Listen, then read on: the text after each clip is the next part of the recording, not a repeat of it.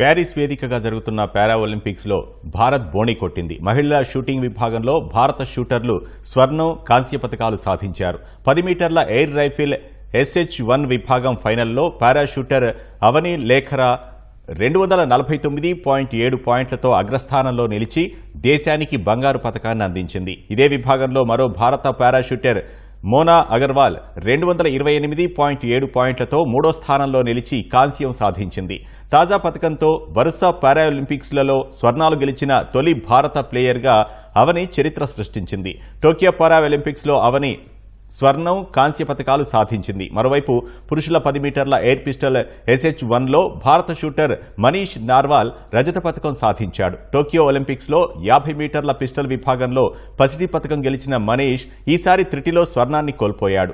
అటు 100 మీటర్ల T35 పరుగులో భారత అథ్లెట్ ప్రీతిపాల్ కాంస్య పతకం గెలిచింది. ఈ పతకంతో పారా ఒలింపిక్స్ అథ్లెటిక్స్లో పతకం గెలిచిన మొదటి అథ్లెట్గా ప్రీతి చరిత్ర సృష్టించింది.